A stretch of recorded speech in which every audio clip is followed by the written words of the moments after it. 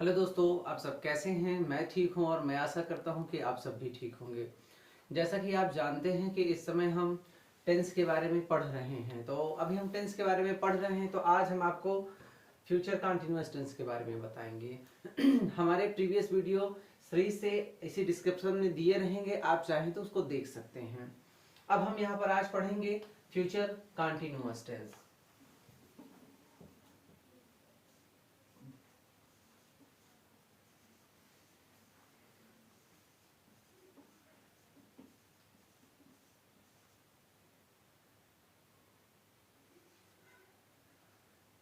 Future continuous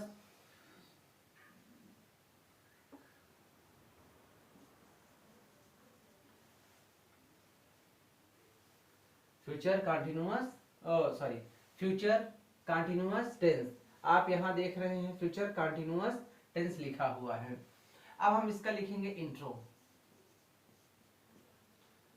intro में यहाँ पर प्रेजेंट अगर होता तो आप कहते रहा है, रही है, रहे हैं। अगर पास्ट होता तो आप बोलते रहा था, रही थी, रहे हैं। लेकिन अगर फ्यूचर होगा तो आप बोलेंगे रहा होगा, रही होंगी, रहे होंगे। रहा होगा, रही होंगी, रहे होंगे आदि शब्द आते हैं। अब आप इसका रूल लिखेंगे। रूल क्या लिखेंगे?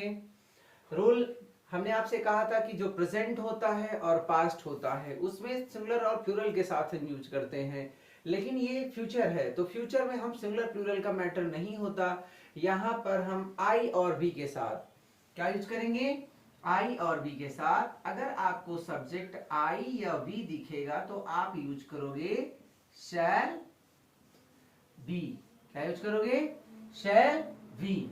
अगर आई और बी के सिवाय कुछ और दिखेगा सब्जेक्ट, तो जिसको हम यहां पर लिखेंगे अदर, तो अदर के साथ आप किसका यूज करेंगे? अदर के साथ आप विल बी का यूज करेंगे और वर्ब में आईएनजी लगाएंगे। वर्ब में आईएनजी लगाएंगे। बहुत छोटा सा रूल है। जैसा कि आप देख रहे हैं फ्यूचर कंटिन्यूअस टेंस, जिन वाक्यों के अंत में रहा होगा, रही होगी, रहे होंगे आदि शब्द आते हैं उन्हें फ्यूचर कंटिन्यूअस टेंस कहते हैं। आई और वी के साथ शैल बी, अदर के साथ विल बी का प्रयोग करते हैं, वर्ब में आईएनजी लगाते हैं। ठीक है, अब हम एक एग्जाम्पल के माध्यम से इसको समझेंगे। जैसे वह गाना गा रहा होगा, अगर हम ऐसे मान लेते हैं लिखा है वह गाना गा रहा होगा। अगर लिखा है वह गाना गा रहा होगा, तो अब आप यहां पर लिखेंगे सिंपल सेंटेंस,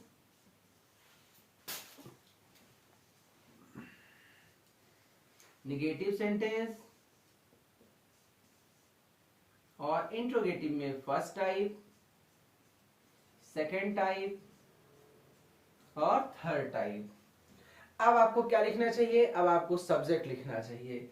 तो वह लिखा है, जैसा कि आप यहां पर जानते हैं, यहां पर हमने आपको बताया था यहां पर अगर सिंपल सेंटेंस देखेगा तो आपको सब्जेक्ट के रूप में क्या यूज करना है? क्या यूज करना है सिंपल सेंटेंस में? Subject, helping verb, verb, object, other word. क्या यूज करना है? Subject, helping verb, verb, object, other word. अगर निगेटिव सेंटेंस लिखेगा तो आप लिखोगे subject, helping verb, not, verb, object, other word. अगर इंट्रोगेटिव देखेगा, इंट्रोगेटिव फर्स्ट टाइप का, फर्स्ट टाइप इंट्रोगेटिव का मतलब जिसमें क्या पहले दिया रहता है, तो आप उसमें यूज करोगे हेल्पिंग वर्ब, सब्जेक्ट, वर्ब, उसके बाद ऑब्जेक्ट, अदर वर्ड। अगर वही ऐसा दिया हो, बीच में क्यों आ जाता है, क्यों आ जाए, कहां आ जाए, कैसे आ जाए, तो आप इंट्रोगेटिव वर्ड की स्पेलिंग पहले लिखेंगे। Interrogative word, helping verb, subject, verb, object, other word. लेकिन अगर यही हो कि जिसमें इंट्रोगेटिव और निगेटिव हो, तो आप यूज करेंगे interrogative word, helping verb, subject, यहां वर्ब भी होना चाहिए था, वर्ब, नॉट, फिर नॉट, फिर वर्ब, ऑब्जेक्ट, अदर वर्ड। यहाँ भी हम वर्ब लिख देंगे, यहाँ वर्ब नहीं लिखा हुआ है, तो इस बात को इस तरह यहाँ पर यूज करना है। पहले आपको लिखना पड़ेगा सब्जेक्ट, सब्जेक्ट आपने लिख दिया ही। अब हम जाते हैं, अगर आई और वी दिया होता, अगर आई और वी दिया होता, आई और वी दिया होता तो हम यहाँ पर शैल भी लगाते। अगर कुछ और दिया है सब्जेक्ट तो हम विल भी लगाएंगे। तो यहाँ पर लगाएंगे ही विल बी। क्या हो गया? Subject, helping verb. अब क्या लिखेंगे? सब्जेक्ट हो गया, हेल्पिंग वर्ब हो गया, ऑब्जेक्ट क्या है? जहां टेंस की पहचान होती है उसी के पहले लिखा है गा, गा में लगा देंगे ना, गाना। तो गाना का स्पेलिंग होता है एक्चुअली सिंग। और आप यहां पर वर्ब में आईएनजी लगाते हैं इसलिए लगाएंगे सिंगिंग, सिंगिंग। अब गाना गा रहा है इसलिए आप लिखेंगे अ सॉन्ग। तो आप लिखेंगे he will be singing a song. बहुत से बच्चे कभी पूछते हैं सर अ सॉन्ग क्यों लिखते हैं? यहाँ पर हमेशा अ लगा के तब सॉन्ग लिखते हैं, रीडिंग अ बुक। देखो कुछ बातों को हमको सीखना, हमको जानना चाहिए। जैसे मान लेते हैं क्लास में बच्चे गाना गा रहे हैं, अगर क्लास में बच्चे एक गाना गाएंगे तभी उसको गाना गाना कहेंगे। अगर अदरवाइज क्या होगा, क्लास के सारे बच्चे गाना गाने लगेंगे तो वो गाना गाना नहीं होगा, उसको हम शोर मचाना कहेंगे। जैसे अब यहाँ पर he will be singing a song, इसका मतलब वो एक साथ एक ही गाना गा सकता है। अगर यहाँ पर सब्जेक्ट मान लेते हैं हम सब होता, हम सब गाना गा रहे हैं, और आप मान लेते हैं आप पूरी क्लास में बैठे हैं और सारे बच्चे अपना अलग अलग गाना गाने लगेंगे, तो सोचो वो गाना होगा कि वो शोर मचाना होगा? वो शोर मचाना होने लगेगा, वो गाना नहीं होगा। इसलिए जब भी आप लगाते हैं सिंगिंग अ सॉन्ग तो आप हमेशा ए का यूज करते हैं। इसलिए आप ऐसे ही जब भी लिखते हैं रीडिंग अ बुक, आप बताइए आप एक साथ इस चीज को ही पढ़ सकते हैं कि इसको भी पढ़ेंगे इसको भी पढ़ेंगे? इसलिए जब भी आप लिखेंगे reading a book, singing a song, ऐसे कुछ वर्ड फिक्स होते हैं उनमें हम ए का ही यूज करेंगे। तो यहां पर हो जाएगा he will be singing a song. अगर यही नॉट लगाना होता तो हम लगाते he will not be singing a song. तो क्या हो जाएगा? He will not be singing a song. अगर ये मान लेते हैं क्या वह गाना गा रहा होगा, मान लेते हैं अगर ये ऐसा लिखा है तो आप विल को पहले लगा देंगे। आप क्या लिखेंगे? Will he. अब हो जाएगा बी सिंगिंग अ सॉन्ग। आप लिखेंगे will he be singing a song. अगर ये मान लेते हैं यहां लिखा होता वह गाना क्यों गा रहा होगा, तो आप यहां क्यों की स्पेलिंग लिखते हैं, जो कि आपको पता है क्योंकि स्पेलिंग व्हाई होती है। Why will he be singing a song? Why will he be singing a song? अब अगर ये हमारे पास इंट्रोगेटिव और निगेटिव वर्ड दिया होता है, जैसे वह गाना क्यों नहीं गा रहा होगा, अगर इस तरह दिया होता है तो हमको लिखना पड़ता है why will he। अब यहीं पे नॉट लगा लेंगे, नॉट बी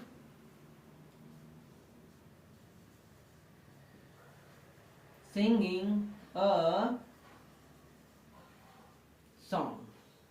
तो मुझे लग रहा है कि बात आपकी समझ में आ रही होगी। हम इस बात को फिर से पढ़ेंगे।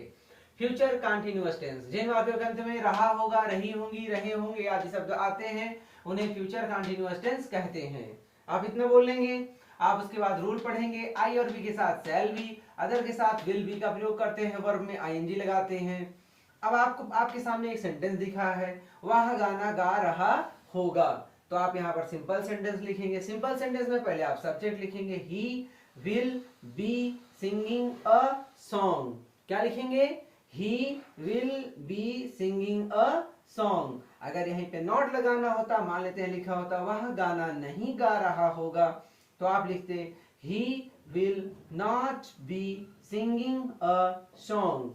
अगर यही लिखा होता क्या वह गाना गा रहा होगा, तो आप क्या की स्पेलिंग लिख देते, will he be singing a song. क्या लिखते हैं आप?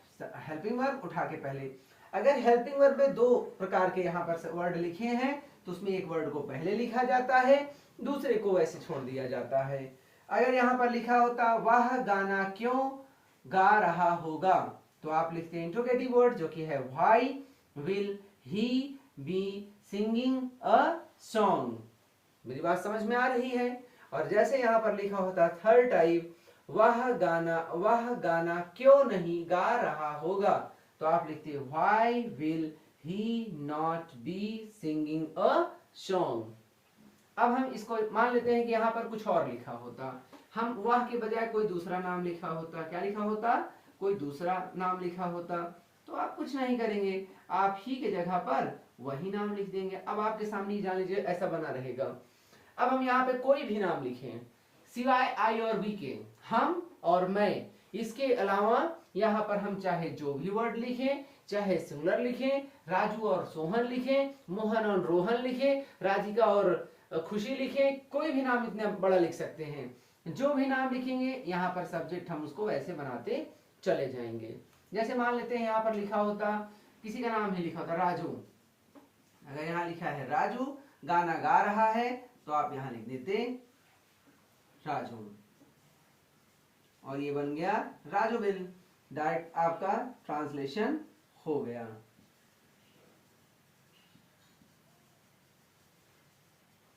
अगर यहाँ पर अब हम एक लेंगे आई और हम, मैं या हम में एक मैं ट्रांसलेशन लूंगा, तो इसको मैं साफ कर रहा हूं।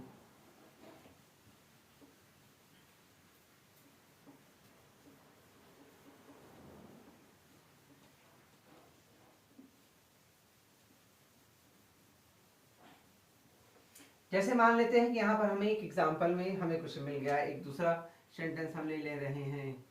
जैसे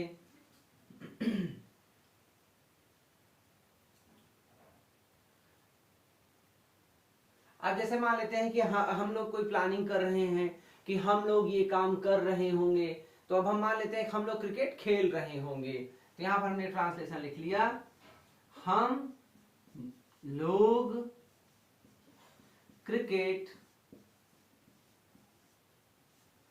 खेल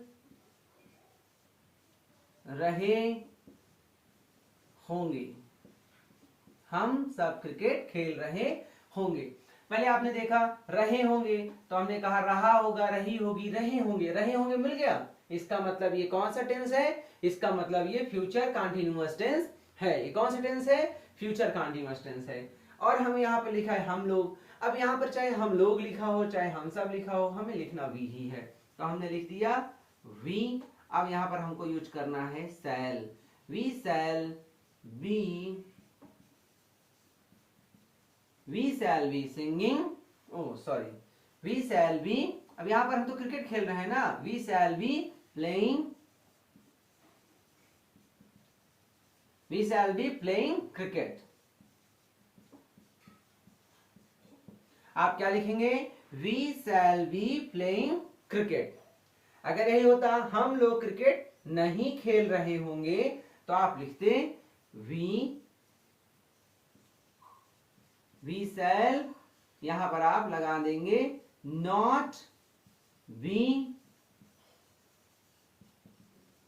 playing cricket। आप क्या लिखते हैं? we shall not be playing cricket। अगर ये ऐसे लिखा होता क्या हम लोग क्रिकेट खेल रहे होंगे, तो आप शैल को उठा के पहले लिख देते, तो आप लिखते शैल वी, फिर आप लिखते be playing cricket. Question mark लगाना नहीं भूलेंगे। अगर ये लिखा होता हम लोग क्रिकेट क्यों खेल रहे हैं, तो आप लिखते why shall we be playing cricket। आप क्या लिखते हैं, why shall we be playing cricket। अगर मान लेते हैं ये लिखा होता हम लोग क्रिकेट क्यों नहीं खेल रहे होंगे, हम लोग क्रिकेट क्यों नहीं खेल रहे होंगे, तो यहां पर लिखेंगे why shall we not be playing cricket. मुझे लगता है ये बातें आपकी समझ में आ रही होंगी। अब जैसे यहाँ पर मान लेते हैं मैं भी लिखा होता, मैं क्रिकेट खेल रहा हूँगा कुछ ऐसे लिखा होता, तो आप यहाँ पर आई लगा देते और आप इस तरह इस टेंस को कर सकते हैं। अब हम इसके आगे हम आपको फ्यूचर परफेक्ट टेंस अगले वीडियो में समझाएंगे। तब तक के लिए धन्यवाद। Thank you.